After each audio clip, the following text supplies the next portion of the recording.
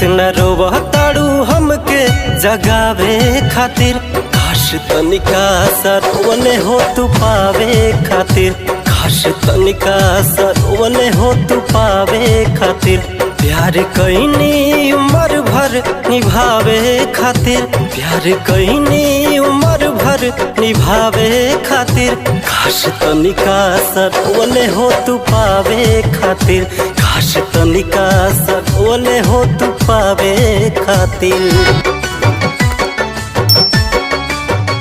तोहरा जिंदगी से लगोरी हट गईनी हो, रेल गाड़िए के नीचे आके कट गईनी हो।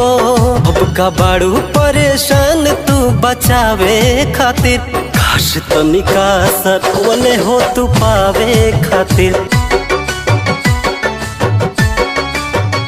हमारा घर भर के लोग तोहके जानत रहे, हमर मम्मी पतोह तोहके मानत रहे।